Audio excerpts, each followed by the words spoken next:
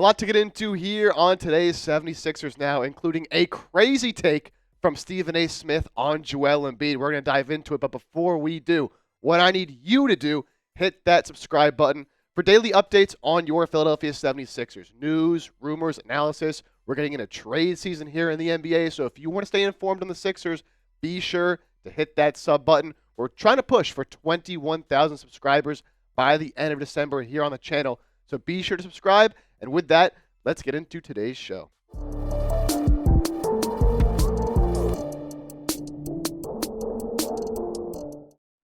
All right, welcome into today's 76ers Now by Chat Sports. I am Jake Chipper, and on today's show, as I mentioned off the top, Stephen A. Smith had a crazy take about Joel Embiid that we got to dive into because, in my opinion, it is ludicrous. Also, a positive trend is emerging for the Philadelphia 76ers. They've won 5 of their last 8 games, and despite the Joel Embiid and Jared McCain injuries, have they found their new team identity? Plus, a trade target that we got to discuss here for the 76ers that could be an option, especially after the injury to Jared McCain. But let's start with what Stephen A. Smith did have to say about Joel Embiid, and people are going to have some strong opinions about this one way or the other. I think it's a little bit ridiculous. Stephen A. Smith said, "Let me say this to Joel Embiid in all seriousness. You're a tad bit away from being compared to Ben Simmons."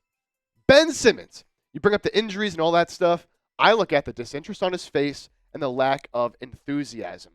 Look, I understand the criticisms of Joel Embiid. I'm not going to stand up here and say Joel Embiid is a perfect player and, defend him through, all the injuries and the missed time and all that. But to compare him to Ben Simmons, it's just a lazy take. Their two situations are nowhere near similar, right? Ben Simmons, you remember at the end of his 76ers tenure, obviously had the debacle in the playoffs against the Atlanta Hawks and, was kind of scapegoated for losing that series and the disappointment of that team in that game. But Ben Simmons then decided to hold out for an extended period of time, not play for the Sixers, say, you know what? I don't want to play for this team anymore. I got criticized too much. I'm just going to sit out and wait for you guys to trade me. Joel Embiid is not sitting out games on purpose or sitting out games because he doesn't want to play. He has legitimate injuries that he's had to deal with his whole career. And he's spoken publicly about how depressing these injuries are for him, having to deal with, a face injury here, a knee injury there. There's always something going on with him. So that's why I think their two situations are just so not comparable. Ben Simmons did not want to play basketball. He didn't care about playing basketball. He just cared about collecting a check, sitting back, watching that money come in, and not having to face the noise or face the pressure of playing in a city like Philadelphia. And even now in Brooklyn, he's really barely playing. Joel Embiid, on the other hand, wants to play. He wants to win. He cares about this team. And I disagree with Stephen A. when he says there's disinterest on his face. Joel Embiid does play with a lot of passion. It's just tough for a player like him when he deals with so many injuries, and especially what he's dealing with right now in the knee. You never know when it can flare up. You never know when it can become a problem, and I can imagine it's very frustrating for Joel Embiid. So, look, Stephen A., I get he's got to get his hot takes out there, and he's got to get the attention, and I guess it got my attention and our attention here on 76ers Now. But to compare Embiid to Ben Simmons, that is ludicrous. That is ridiculous. I don't think their situations are anywhere near comparable. But, of course, as we do on this show, I want to hear from you guys, from the viewers, and see what y'all have to say, because maybe you do think that Joel Embiid is comparable to Ben Simmons and his situation. So go down in the comment section right now. Simple yes or no, is Joel Embiid comparable to Ben Simmons? Very interested to see where the topic is split on this situation. So we already got through what Stephen A. had to say about Embiid. Still coming up on the show. Don't go anywhere. A new positive trend emerging for the 76ers, something that I think can help them win games despite their injuries if they can continue to do it, as well as a new 76ers trade target, somebody that can maybe shore up that guard rotation for Philadelphia. So that new trend that I was talking about, have the Sixers found their identity? Over their last 8 games, the Sixers are actually 5th in defensive rating across the entire NBA, and it's something that I think can translate to winning basketball. You take a look here at those top 5 defensive ratings over the last 8 games. You got Minnesota, you got OKC, you got the Knicks, you got the Cavs, 4 really, really good teams, right? And then the Sixers in there at the number 5 spot with a 107.4 defensive rating over their last 8 games. And look, coming into the year, we all thought this offense was going to be high-powered with all the stars, Joel Embiid, Paul George, Tyrese Maxey, and then Jared McCain comes along.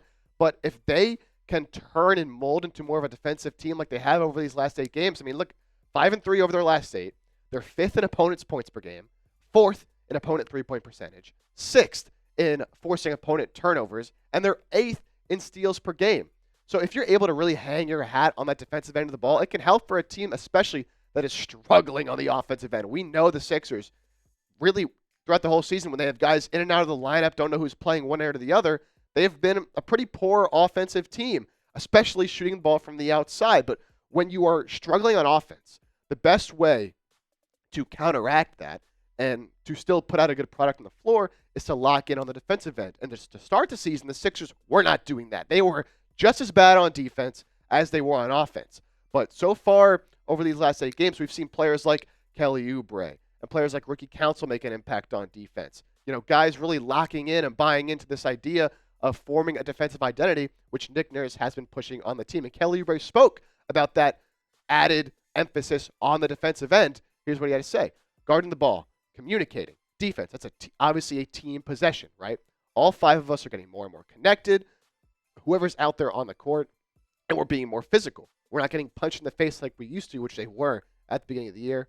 We're actually holding our ground and punching others. Excuse me. And that is so, so important, again, for a team that moving forward will be without Jared McCain for an extended period of time, as he obviously had knee surgery just the other day. Wishing him well. Hope he gets well soon. And Joel Embiid currently out with that fracture, the sinus fracture in his face.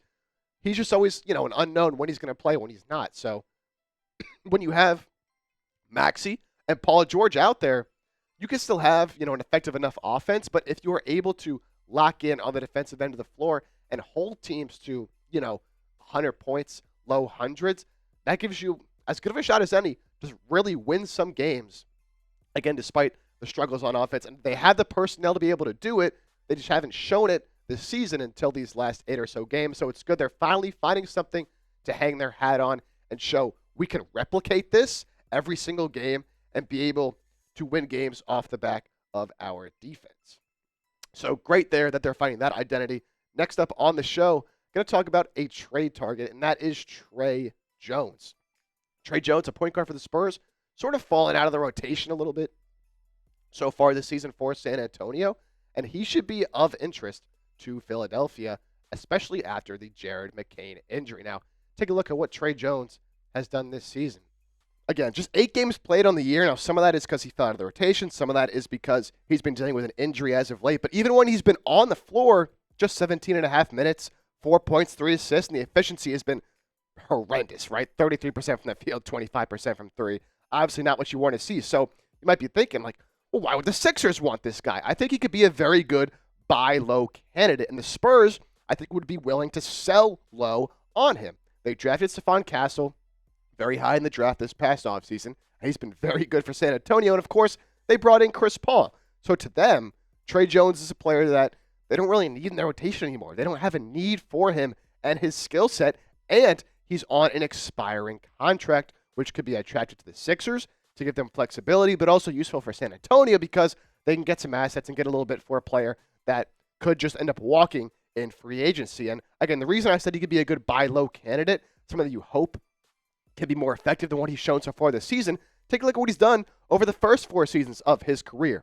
After his first couple of years getting acclimated in 22-23, put up nearly 13 points, 6.5 assists, shooting 46% from the field. And then last season, still, a solid season, 10.6 assists, pretty good efficiency. The thing with Trey Jones, never going to be a real threat from the outside, but I think as a backup point guard, what he can do is be a really smart offensive initiator.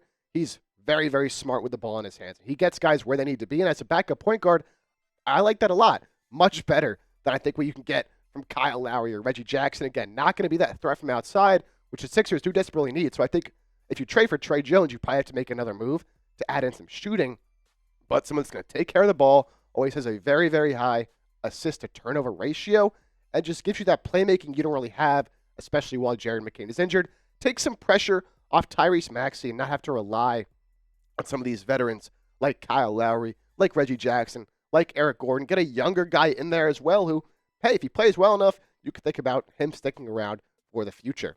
All right, that'll do it for today's 76ers. Now, again, be sure to subscribe here to the channel. We are really getting into trade rumor season here in the NBA, as just on December 15th, a lot of players were eligible to be traded. And you know Daryl Morey is going to want to make a move. He's always very aggressive, and I think this Sixers team needs to make a move. So be sure, don't miss anything. Subscribe to the channel to be more informed on the 76ers, and we'll catch you next time here on 76ers Now.